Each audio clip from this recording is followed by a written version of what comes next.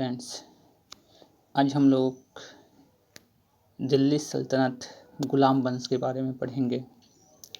गुलाम वंश की शुरुआत, इस पे जितने भी कब से कब हुआ था, इसका सेशन कब से कब था और इसके कुछ नोट्स के रूप में हम लोग देखेंगे। उसको पढ़ने के बाद फिर हम लोग काम करेंगे आगे।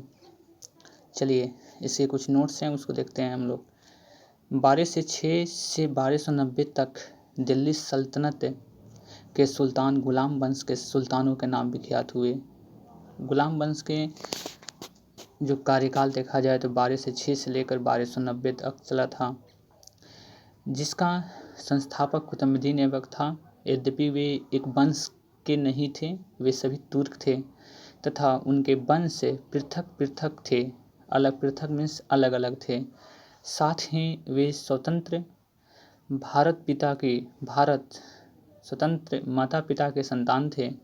अतः इन सुल्तानों को गुलाम वंश के सुल्तान कहने के स्थान पे प्रारंभिक तुर्क सुल्तान या दिल्ली का ममलुक सुल्तान कहना अधिक उपयुक्त है। भारत में गुलाम वंश का प्रथम शासक कुतुबुद्दीन ऐबक था, जो 1206 से लेकर उसकी सेशन 10 तक चली थी। वह ऐबक नामक तुर्क जनजाति का था। कुतुबुद्दीन जो ऐबक था वह तुर्क जनजाति का था। बचपन में उसे निसापुर के काजी फरुखुद्दीन अब्दुल अजीज कुफी ने एक दास के रूप में खरीदा था। इसमें क्वेश्चंस आ सकते हैं कि गुलाम वंश के कुतुबुद्दीन शासक, जो प्रथम शासक कुतुबुद्दीन ऐबक था, उसको किसने खरीदा था? तो फरुखुद्दीन अब्दुल अजीज कुफी ने। बचपन से ही अति सुरीले स्वर में कुरान पढ़ता था, जिसके कारण वह कुरान पढ़ने वाला के नाम से प्रसिद्ध हो गया। बाद में वह निसापुर से गजनी लाया गया और जहां उसे गोरी ने खरीद लिया। अपनी प्रतिभा, लगन और ईमानदारी के बल से शीघ्र ही ऐबक ने गोरी का विश्वास प्राप्त कर लिया। गोरी ने उसे अमीर-ए-आखरू के पद पर प्रोन्नत कर दिया। उसने अपना राजाभिषेक गोरी की मृत्यु के 3 माह पश्चात जून 1206 में कराया था। ऐबक की राजधानी लाहौर थी। ऐबक ने कभी सुल्तान की उपाधि धारण नहीं की थी। उसने केवल मलिक और सिहपल सालार की पदवियों से ही अपने को संतुष्ट रखा। गोरी के उत्तराधिकारी गयासुद्दीन मोहम्मद से मुक्ति पत्र प्राप्त करने के बाद 1208 ईस्वी में ऐबक को दास्ता से मुक्ति मिली। अपनी उदारता के कारण कुतुबुद्दीन ऐबक इतना अधिक धन दान करता था कि उसे लाखों को देने वाला के नाम से पुकारा गया। उसे लाख बख्श भी कहा जाता है, क्योंकि बहुत अधिक दानी था। ऐबक ने दिल्ली में कुवत उल इस्लाम और अजमेर में 2.5 दिन का झोपड़ा का नामक मस्जिदों का निर्माण कराया। आपसे 2.5 दिन का झोपड़ा क्या है, तो ये मस्जिद ही हैं। उसने दिल्ली में स्थित कुतुब मीनार का निर्माण कार्य प्रारंभ किया, जिसे इल्तुतमिश ने पूरा करवाया। फिरोज शाह तुगलक के शासनकाल में इसकी 4थी मंजिल को काफ़ी हानि पहुंची थी, जिस पर फिरोज ने 4थी मंजिल के स्थान पर 2 और मंजिल का भी निर्माण कराया। कुतुबुद्दीन ऐबक की मृत्यु चौगान के खेल आधुनिक पोलो की भांति एक खेल था में घोड़े से गिरने के दौरान 1210 ईस्वी में हुई थी। उसे लाहौर में दफनाया गया। दिल्ली सल्तनत का प्रथम सुल्तान इल्तुतमिश था। उसने सुल्तान के पद की स्वीकृति खलीफा से प्राप्त की। खलीफा ने इल्तुतमिश के शासन की पुष्टि उस सारे क्षेत्र में कर दी जो उसने विजित किया और उसे सुल्तान आजम की उपाधि प्रदान की। गुलाम का गुलाम ऐबक, जो स्वयं गुलाम था, का गुलाम इल्तुतमिश को कहा जाता है। यानी कि इल्तुतमिश को आपको गुलामों का गुलाम कहा जाता है। इल्तुतमिश इलवरी जनजाति का तुर्क था। सुल्तान बनने के पहले वह बदायूं का सूबेदार था। 1205-1206 ईस्वी में खोकर जनजाति के विद्रोह को दबाने के लिए किए गए अभियान में वह मोहम्मद गोरी और ऐबक का साथ था। युद्ध में उसने साहस और कौशल का परिचय दिया, जिससे प्रभावित होकर गोरी ने ऐबक को उसकी दास्ता से मुक्त करने का आदेश दिया। मंगोल नेता चंगेज खां भारत की उत्तर पश्चिम सीमा पर इल्तुतमिश के शासनकाल में आया था। चंगेज खां के प्रकोप से रक्षार्थ ख्वारिज़्म शाह का पुत्र जलालुद्दीन मंगबरनी घाटी सिंधु घाटी पहुंचा। संभवतः चंगेज खां ने इल्तुतमिश के पास अपने दूत भेजे थे जो कि मंगबरनी की सहायता न करे। वह इल्तुतमिश ने उसे कोई सहायता न की। जब मंगबरनी 1224 ईस्वी को भारत से चला गया तो समस्या का समाधान हो गया। इल्तुतमिश ने बिहार शरीफ एवं बाढ़ पर अधिकार कर राजमहल की पहाड़ियों में तोलिया गढ़ी के समीप हिसामुद्दीन ऐवाज को पराजित किया। ऐवाज ने इल्तुतमिश की अधीनता स्वीकार कर ली। इल्तुतमिश ने ऐवाज के स्थान पर मलिक जानी को बिहार का सूबेदार नियुक्त किया। ये क्वेश्चंस इंपॉर्टेंट, जितने भी अंडरलाइन क्वेश्चंस अंडरलाइन हैं, जो डार्क है उसको थोड़ा सा देखना है हम लोगों को कि मलिक जानी को बिहार का सूबेदार नियुक्त किया। किसने किया था? इल्तुतमिश ने। इल्तुतमिश ने ही भारत में सल्तनत काल में सर्वप्रथम शुद्ध अरबी सिक्के चलाए थे। सल्तनत युग के दो प्रमुख सिक्के चांदी का टाका जो 175 ग्रेन और पीतल तांबे का जीतल उसी ने आरंभ किए और सिक्कों पर टकसाल का नाम लिखवाने का परंपरा शुरू की। इल्तुतमिश ने सभी काम किए थे। 1229 ईस्वी में इल्तुतमिश ने बगदाद का खलीफा से 1229 ईस्वी में इल्तुतमिश को बगदाद का खलीफा से खिलयत का प्रमाण पत्र प्राप्त हुआ, जिससे इल्तुतमिश बैत सुल्तान और दिल्ली सल्तनत स्वतंत्र राज्य बन गया।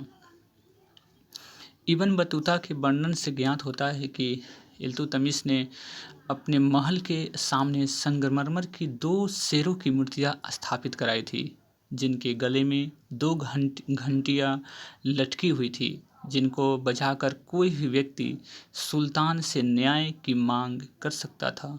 इल्तुतमिश ने सभी शहरों में गाजी, काजी और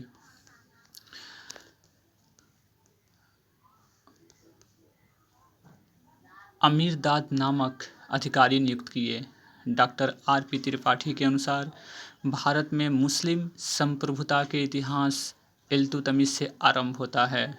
सर उलजले हीग के अनुसार इल्तुतमिश गुलाम शासकों में सबसे महान था। डॉक्टर ईश्वरी प्रसाद के अनुसार इल्तुतमिश निस्संदेह गुलाम वंश का वास्तविक संस्थापक था।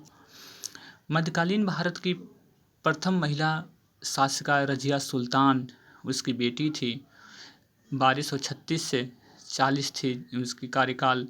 व्यक्तिगत दृष्टि से उसने अब भारत में पहली बार स्त्री के संबंध में इस्लाम की परंपराओं का उल्लंघन किया और राजनीतिक दृष्टि से उसने राज्य की शक्ति को सरदारों अथवा सूबेदारों में विभाजित करने के स्थान पर सुल्तान के हाथों में केंद्रित करने पर बल दिया तथा इस प्रकार उसने इल्तुतमिश के संपूर्ण प्रभुत्व संपन्न राजतंत्र के सिद्धांत का समर्थन किया, जो उस समय के परिस्थितियों में तुर्की राज्य के हित में था। रजिया बेगम को सत्ता युक्त करने में तुर्कों का हाथ था।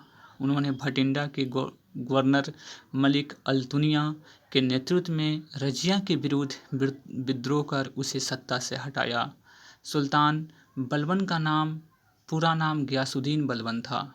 बलबन ने 1266 से लेकर 1287 ईस्वी तक सुल्तान के रूप में सल्तनत की बागडोर संभाली। उसने उलूग खां के नाम से भी जाना जाता है। उसका वास्तविक नाम बहाउद्दीन था। इल्तुतमिश की भांति वो भी इलवरी तुर्क था। उसने एक नवीन राजवंश बलबनी वंश का नींव डाली। बलबन बचपन से ही मंगोलों द्वारा पकड़ लिया गया था, जिन्होंने उसे गजनी में बसरा के निवासी ख्वाजा जमालुद्दीन के हाथों बेच दिया। अनंतर 1232 ईस्वी में उसे दिल्ली लाया गया, जहां इल्तुतमिश ने 1233 ईस्वी में ग्वालियर विजय के पश्चात उसे खरीदा। उसकी योग्यता से प्रभावित होकर इल्तुतमिश ने उसे खसदार का पद दिया। रजिया के काल में वह अमीर शिकार के पद पर पहुंच गया। रजिया के विरुद्ध षड्यंत्र में उसने तुर्की सरदारों का साथ दिया। फलस्वरूप बहराम शाह के सुल्तान बनने के बाद उसे अमीर आखरू का पद मिला। बदरुद्दीन रूमी की कृपा से उसे रेवाड़ी का जागीर मिली। मसूद शाह को सुल्तान बनने में उसने तुर्की अमीरों का साथ दिया, जिसके फलस्वरूप उसे हांसी की सूबेदारी दी गई। 1249 ईस्वी में बलबन ने अपनी पुत्री का विवाह सुल्तान नसरुद्दीन से किया। इस अवसर पर उसे उलूग खां की उपाधि और नयाब ए ममलिकात का पद दिया गया। 1266 ईस्वी में बलबन दिल्ली की राजगद्दी पर आसीन हुआ। पहले आपको रजिया सुल्तान, उसके बाद बलबन राजगद्दी पर आसीन हुआ था। बलबन के विषय में कहा गया है कि उसने रक्त और लौह की नीति अपनाई थी। बलबन के राजतत्व सिद्धांत के दो मुख्य विशेषताएं थी। प्रथम, सुल्तान के पद ईश्वर के द्वारा प्रदत्त होता है, और द्वितीय, सुल्तान का निरंकुश होना आवश्यक है। बलबन ने फारस के लोक प्रचलित वीरों से प्रेरणा लेकर अपना राजनीतिक आदर्श निर्मित किया था।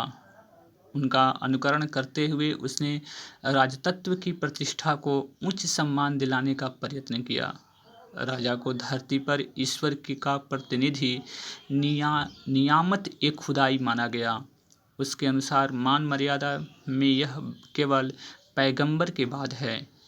राजा जिल्ले अल्लाह या जिल्ले इलाही अर्थात ईश्वर का प्रतिबिंब है। वह दिल्ली का प्रथम सुल्तान था जिसने राजतत्व संबंधी सिद्धांतों की स्थापना की। उसने अपने पुत्र बुगरा खां से कहा था, सुल्तान का पद निरंकुशता का सजीव प्रतीक है। बलबन ने ईरानी बादशाहों के कई परंपराओं को अपने दरबार में आरंभ किया, जिसने सिजदा, भूमि पर लेटकर अभिवादन करना, और पाबोस, सुल्तान के चरणों को चूमना की रीतियाँ आरंभ की। उसने अपने दरबार में प्रतिवर्ष फारसी त्यौहार नौरोज बड़ी शानो शौकत के साथ मनाने की प्रथा आरंभ की। नौरोज बलबन की देन है। मंगोलों से मुकाबला करने के लिए बलबन ने एक सैन्य विभाग दीवाने अर्ज की स्थापना की। बलबन ने अपने सेना मंत्री दीवाने अर्ज इमाद उल मुल्क को बनाया था, जो अत्यंत ईमानदार और परिश्रमी व्यक्ति था। बलबन ने उसे वजीर के आर्थिक नियंत्रण से मुक्त रखा ताकि उसे धन की कमी न हो। अब आते हैं हम लोग इसके प्रश्न कोश पे। जितने भी क्वेश्चंस पीसीएस एग्जाम में पूछे गए हैं उस पे हम लोग डिस्कस करेंगे। गुलाम वंश का संस्थापक कौन था? इल्तुतमिश, अलाउद्दीन खिलजी, बलबन और कुतुबुद्दीन ऐबक। गुलाम वंश का संस्थापक कुतुबुद्दीन ऐबक था। 1206 से लेकर 1290 ईस्वी तक दिल्ली सल्तनत के सुल्तान गुलाम वंश के सुल्तानों के नाम से विख्यात हुए, जिसका संस्थापक कुतुबुद्दीन ऐबक था। यद्यपि वे एक वंश ही नहीं थे, वे सभी तुर्क थे तथा उनके वंश अलग अलग थे। साथ ही वे स्वतंत्र माता पिता के संतान थे। अतः इन सुल्तानों को गुलाम वंश के सुल्तान कहने के स्थान पर प्रारंभिक तुर्क सुल्तान या दिल्ली के ममलुक सुल्तान कहना अधिक उपयुक्त होगा। गुलाम वंश का प्रथम शासक कौन था? इल्तुतमिश, तमिश, कुतुबुद्दीन ऐबक, रजिया और बलबन। गुलाम वंश का प्रथम शासक कुतुबुद्दीन ऐबक था। सुल्तान दिल्ली सल्तनत का कौन सा सुल्तान लाख बख्श के नाम से जाना जाता है? तो इसको आपको कुतुबुद्दीन ऐबक को, क्यों? क्योंकि वो बहुत अधिक दान करता था। अपनी उदारता के कारण कुतुबुद्दीन ऐबक इतना अधिक दान करता था कि उसे लाख बख्श से लाखों को देने वाला के नाम से पुकारा गया। फरिश्ता ने लिखा है कि यदि व्यक्ति किसी की दानशीलता की प्रशंसा करते थे तो उसे अपने युग का ऐबक पुकारते थे। उसकी एक उपाधि कुरान खां भी है थी, कुरान खां, क्योंकि कुरानों को पढ़ने वाला। ऐबक ने साहित्य से अनुराग था और स्थापत्य कला में रुचि थी। तत्कालीन विद्वान हसन निजामी और फ़ख्र ए मुदबिर को उसका संरक्षण प्राप्त था। उन्होंने ऐबक को अपने ग्रंथ समर्पित किए थे। ऐबक ने दिल्ली में कुवत उल इस्लाम और अजमेर में 2.5 दिन का झोपड़ा नामक मस्जिदों का निर्माण कराया। 2.5 दिन का झोपड़ा क्या है? तो एक मस्जिद का नाम है। उसने दिल्ली में स्थित कुतुब मीनार का निर्माण कराया था, जिसे इल्तुतमिश ने उसे पूरा करवाया था। ज्ञातव्य है कि ऐबक ने सुल्तान की उपाधि नहीं ली थी, किंतु प्रश्नानुसार विकल्प डी सही उत्तर होगा, क्योंकि लाख बख्श से आपको कुतुबुद्दीन ऐबक को ही कहा जाता है। ये झारखंड PCS की एग्जाम है। 2.5 दिन की झोपड़ा क्या है? मस्जिद है, मंदिर है, मीनार है या संत की झोपड़ी है? तो 2.5 दिन का झोपड़ा एक मस्जिद है। किसने आपको निर्माण कराया था? तो कुतुबुद्दीन ऐबक ने। निम्नलिखित में से किसने प्रसिद्ध कुतुब मीनार के निर्माण में योगदान नहीं दिया? निम्नलिखित में से किसने प्रसिद्ध कुतुब मीनार के निर्माण का योगदान नहीं दिया? निर्माण का योगदान नहीं दिया तो आपको कुतुबुद्दीन ऐबक ने दिया था, इल्तुतमिश ने दिया था, गयासुद्दीन तुगलक ने नहीं दिया था, फिरोज शाह तुगलक ने दिया था। तो इसके डिस्क्रिप्शंस आपको देख लेते हैं। कुतुब मीनार का निर्माण कुतुबुद्दीन ऐबक ने आरंभ किया और इसका निर्माण कार्य इल्तुतमिश के काल में पूरा हुआ। फिरोज शाह तुगलक ने के शासनकाल में इसकी 4थी मंजिल को काफ़ी हानि पहुंची थी, जिस पर फिरोज ने 4थी मंजिल के स्थान पर 2 और मंजिल का भी निर्माण करवाया। गयासुद्दीन तुगलक ने इसके निर्माण में कोई योगदान नहीं दिया था। तो इसमें गयासुद्दीन तुगलक ने निर्माण में कोई आपको इसका हस्तक्षेप नहीं था, लेकिन तीनों की जरूर थी। कुतुबुद्दीन ऐबक की राजधानी थी। कुतुबुद्दीन ऐबक की राजधानी लाहौर थी। मोहम्मद गोरी की मृत्यु 1206 के बाद लाहौर के विशिष्ट जनों तथा अमीरों ने कुतुबुद्दीन ऐबक को सार्वभौम शक्तियाँ ग्रहण करने के लिए आमंत्रित किया। अतः उसने लाहौर जाकर सत्ता ग्रहण की और 1206 में औपचारिक रूप से सिंहासनारूढ़ हुआ और ऐबक की राजधानी लाहौर थी। गद्दी पर बैठने के बाद ऐबक के सामने सबसे बड़ी कठिनाई गोरी के दास और उसके राज्य के उत्तराधिकारी ताजुद्दीन अल-दौज और नासुरुद्दीन कुबाचा की तरफ से थी। ऐबक ने अपनी बहन की शादी कुबाचा से कर उसे अपने पक्ष में कर लिया, किंतु एल-दौज की तरफ से खतरा बना रहा। यही कारण था कि ऐबक सदा लाहौर में ही रहता था। उसने दिल्ली आने का कभी अवसर नहीं मिला। ये दिल्ली का सुल्तान रहने के बावजूद भी वो हमेशा कहाँ रहता था? लाहौर में। रीजन्स क्या थे कि आपको एल-दौज जो था उसी से हमेशा खतरा बना रहता था। सुल्तान कुतुबुद्दीन ऐबक की मृत्यु कैसे हुई? देखिए, चौगान की कीड़ा, ऑप्शन नंबर डी, चौगान की कीड़ा के दौरान अश्व से गिरने के पश्चात उसकी मृत्यु हुई थी। कुतुबुद्दीन ऐबक का मृत्यु चौगान के खेल आधुनिक पोलो का की भांति का एक खेल है जो घोड़ों से गिरने के दौरान 1210 ईस्वी में हुई थी। उसे लाहौर में दफनाया गया, क्योंकि लाहौर में ही रहता था ना, उसकी राजधानी भी लाहौर में थी, इसे लाहौर में ही दफनाया गया। भले उस दिल्ली का आपको सल्तनत सुल्तान था, लेकिन उसको हमेशा लाहौर में ही रहता था। उसे गुलाम वंश का संस्थापक माना जाता है। निम्नलिखित में से किसे दिल्ली को सल्तनत की राजधानी के रूप में स्थापित किया था? किसने दिल्ली को सल्तनत की राजधानी के रूप में? तो इल्तुतमिश ने दिल्ली को सल्तनत की राजधानी के रूप में स्थापित किया था। कुतुबुद्दीन ऐबक ने कहाँ अपना राजधानी बनाया था? तो आपको लाहौर में, इसको ध्यान रखना है। इल्तुतमिश 1210 से 1236 तक इनका कार्यकाल था, ने दिल्ली की सल्तनत की राजधानी के रूप में स्थापित किया।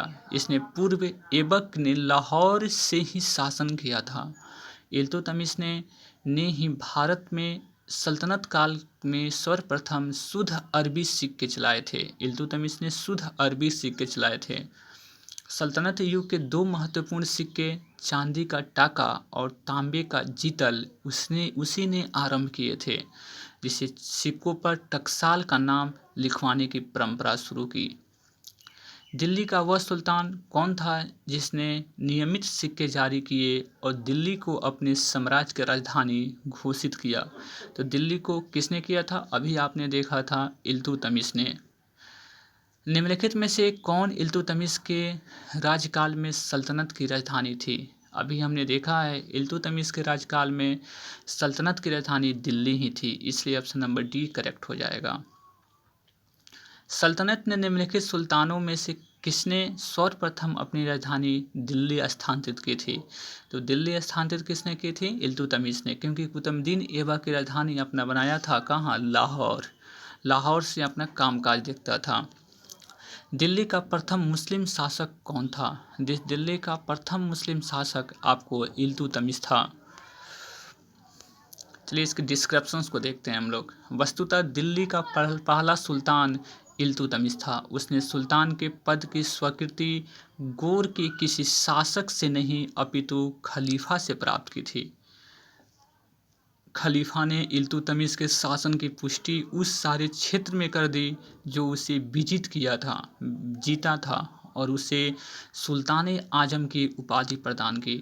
इस प्रकार वह कानूनी तरीके से दिल्ली का प्रथम स्वतंत्र सुल्तान था। व्यवहारिक दृष्टि से उसने दिल्ली की गद्दी को दावेदार ताजुद्दीन यलदौज और नासुरुद्दीन कुबाचा को समाप्त किया।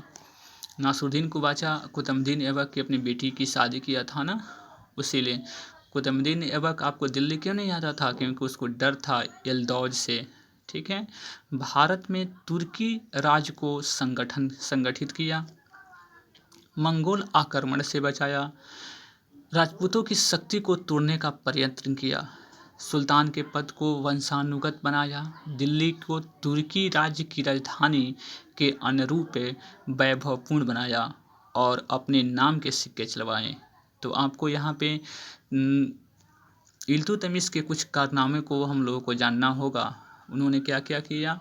तो भारत में तुर्की राज्य को संगठन किया, मंगोल आक्रमण से बचाया, राजपूत की शक्ति को तोड़ने का प्रयत्न किया, सुल्तान के पद को वंशानुगत बनाया, दिल्ली को तुर्की राज्य की राजधानी के अनुरूप वैभवपूर्ण बनाया, उसने अपने नाम के सिक्के चलवाए। गुलामों का गुलाम किसे कहा जाता है? गुलाम का गुलाम आपको इल्तुतमिश को कहा जाता है। रीजन्स क्या हैं कि आपको कुतुबुद्दीन ऐबक खुद गुलाम था, और उसका गुलाम आपको इल्तुतमिश था। गुलाम का गुलाम इल्तुतमिश को कहा जाता है। मोहम्मद गोरी के गुलाम कुतुबुद्दीन ऐबक ने इल्तुतमिश को खरीदा था। ऐबक ने आरंभ से ही इसे सर-ए-जहांदार अंगरक्षक का प्रदान का महत्वपूर्ण पद दिया था। ऐबक ने अपनी पुत्री का विवाह इल्तुतमिश से किया था। अपनी पुत्री का विवाह कुतुबुद्दीन ऐबक ने किसके साथ किया? इल्तुतमिश में। निम्नलिखित में से कौन मध्यकालीन भारत का प्रथम महिला शासिका थी? तो मध्यकालीन भारत में प्रथम महिला शासिका थी रजिया सुल्तान। मध्यकालीन भारत की प्रथम महिला शासिका रजिया सुल्तान 1236 से लेकर 1240 तक थी। व्यक्तिगत दृष्टि से उसने भारत की पहली बार स्त्री के संबंध में इस्लाम की परंपराओं का उल्लंघन किया और राजनीतिक दृष्टि से उसने राज की शक्ति को सरदारों तथा सूबेदारों में विभाजित करने का स्थान पर सुल्तान के हाथों में केंद्रित करने का बल दिया। इस प्रकार उसने इल्तुतमिश के प्रभुत्व संपन्न राजतंत्र के सिद्धांत का समर्थन किया, जो उस समय के परिस्थितियों में तुर्की राज के हित में था। 15 नंबर क्वेश्चंस के बारे में बात करेंगे। मंगोल आक्रमणकारी चंगेज खां भारत की उत्तर पश्चिम सीमा पर निम्न में से किसके शासनकाल में आया था? यानी कि चंगेज खां भारत के उत्तर और पश्चिम यानी कि गुजरात वाले क्षेत्र से अलाउद्दीन खिलजी या इल्तुतमिश या बलबन। तो इल्तुतमिश के शासनकाल में आपको मंगोल आक्रमणकारी आया था। ठीक है, मंगोल आक्रमणकारी चंगेज खां आया था और इल्तुतमिश आपको तुर्की था। मंगोल नेता चंगेज खां भारत की उत्तर पश्चिमी सीमा पर इल्तुतमिश के शासनकाल में आया था। चंगेज खां के प्रकोप से रक्षार्थ ख्वारिज़्म शाह का पुत्र जलालुद्दीन मंगबर्नी सिंधु घाटी पहुंचा। संभवतः चंगेज खां ने इल्तुतमिश के पास अपने दूत भेजे थे कि वह मंगबर्नी की सहायता न करे, अतः इल्तुतमिश ने उसकी कोई सहायता न की। जब मंगबर्नी 1224 ईस्वी में भारत से चला गया तो इस समस्या का समाधान हो गया। दिल्ली का कौन सुल्तान मंगोल नेता चंगेज खां का समकालीन था? तो मंगोल आपके पास कौन था? तो इल्तुतमिश था। चंगेज खां के आपको किसके शासनकाल में आया था? तो इल्तुतमिश के, इसलिए इल्तुतमिश हो जाएगा। किसके शासनकाल में मंगोल प्रथम बार सिंधु के तट पर देखे गए? किसके शासनकाल में मंगोल प्रथम बार सिंधु के तट पर देखे गए? तो इल्तुतमिश के शासनकाल में मंगोल प्रथम बार सिंधु घाटी के तट पर देखे गए थे। तो इसमें कौन आया था? तो आपको चंगेज खां आया था इल्तुतमिश के शासनकाल में। चंगेज खां ने मंगोलों ने भारत पर आक्रमण किया। चंगेज खां के अधीन मंगोलों ने भारत पर आक्रमण किया। किसके शासनकाल में? तो इल्तुतमिश के शासनकाल में। चंगेज खां का मूल नाम क्या था? चंगेज खां का मूल नाम आपको तेमुचिन था। तेमुचिन, यह यूपीपीसीएस के एग्जाम में क्वेश्चन पूछा हुआ है। चंगेज खां का मूल नाम क्या था? तो तेमुचिन था। चंगेज खां एक मंगोल शासक था जिसने मंगोल साम्राज्य के विस्तार में एक अहम भूमिका निभाई। चंगेज खां का वास्तविक या प्रारंभिक नाम तेमुजिन या तेमुचिन था। इल्तुतमिश ने बिहार में अपना प्रथम सूबेदार किसे नियुक्त किया था? तो आपको मलिक जानी। इल्तुतमिश ने बिहार में अपना प्रथम सूबेदार किसे नियुक्त किया था? तो मलिक जानी को। इल्तुतमिश ने बिहार शरीफ एवं बाढ़ पर अधिकार कर राजमहल की पहाड़ियों में तोलिया गढ़ी के समीप हिसामुद्दीन एवाज को पराजित किया। एवाज ने इल्तुतमिश की अधीनता स्वीकार कर ली और इल्तुतमिश ने एवाज के स्थान पर मलिक जानी को बिहार का सूबेदार नियुक्त किया। रजिया बेगम को सत्तायुक्त करने में किसका हाथ था? रजिया बेगम को सत्तायुक्त करने में किसका हाथ था? तो आपको तुर्कों का था। रजिया बेगम को सत्तायुक्त करने में तुर्कों का हाथ था। उन्होंने भटिंडा के गवर्नर मलिक अल-तुनियान के नेतृत्व में रजिया के विरुद्ध विद्रोह कर उसे सत्ता से हटाया था। दिल्ली का सुल्तान बलबन का पूरा नाम क्या था? गयासुद्दीन बलबन था। सुल्तान बलबन का पूरा नाम गयासुद्दीन बलबन था। बलबन ने 1266 से 1287 ईस्वी तक सुल्तान के रूप में सल्तनत की बागडोर संभाली। उसने उल्लू खां के नाम से भी जाना जाता है। इसका वास्तविक नाम बहाउद्दीन था। इल्तुतमिश की भांति वो भी इलबरी तुर्क था। दिल्ली के किस सुल्तान के विषय में कहा गया है कि उसे रक्त और लौह की नीति अपनाई थी? तो बलबन ने आपको रक्त और लौह की नीति अपनाई थी। बलबन के विषय में कहा गया है कि उसने रक्त और लौह की नीति अपनाई थी। बलबन का राजतत्व सिद्धांत के दो मुख्य विशेषताएं थी। प्रथम, सुल्तान के पद ईश्वर के द्वारा प्रदत्त होता है, और द्वितीय, सुल्तान का निरंकुश होना आवश्यक है। उसके अनुसार सुल्तान पृथ्वी पर ईश्वर का प्रतिनिधित्व है और उसका स्थान पैगंबर के पश्चात है।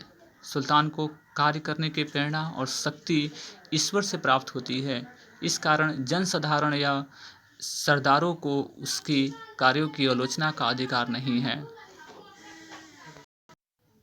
नीचे दो वाक्य आपको दिए गए हैं, दोनों कथनों में कारण दिया गया है, इसको बताना है। बलबन ने अपने शासन को शक्तिशाली बनाया और सारी सत्ता अपने हाथ में केंद्रित कर ली।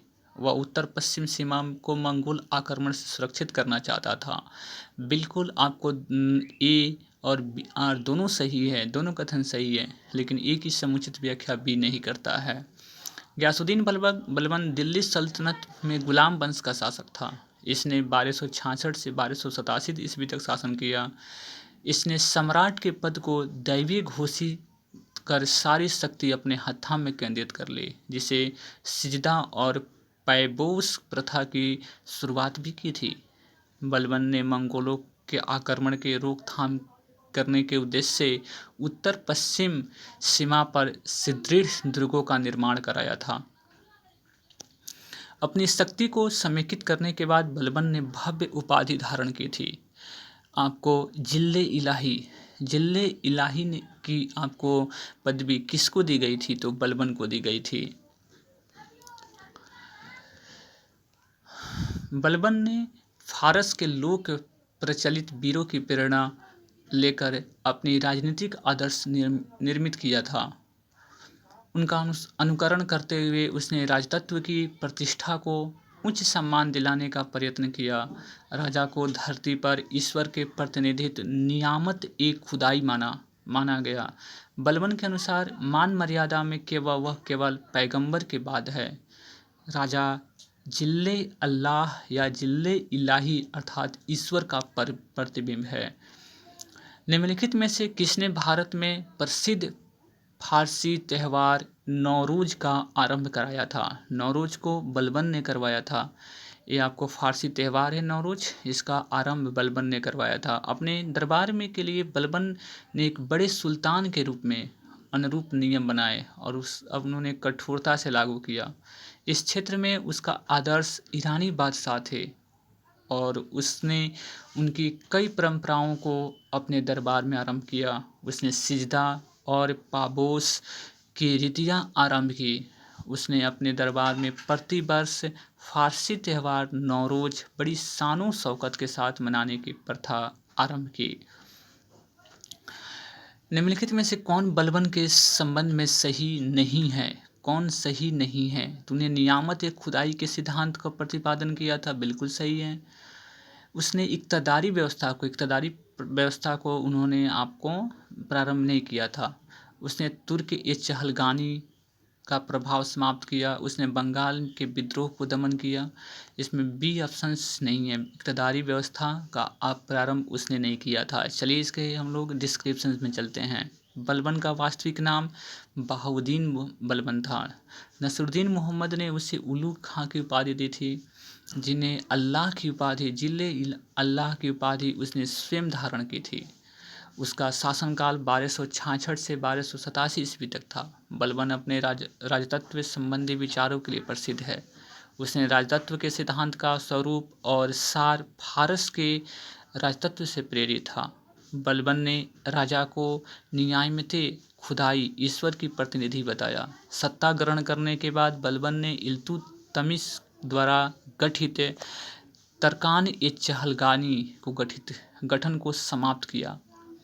बलबन के काल में एकमात्र विद्रोह 1279 ईस्वी में बंगाल के सूबेदार तुगरिल खां ने किया था, जिसे बलबन ने दबाया और विद्रोही को मृत्युदंड दिया।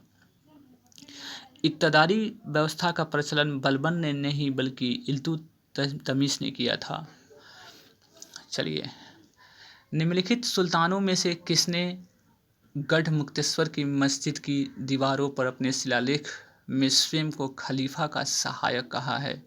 बलबन ने गुम्तेश्वर की मस्जिदों की दीवारों पर उत्कीर्ण शिलालेखों पर स्वयं को खलीफा का सहायक कहा है। इस प्रकार हमने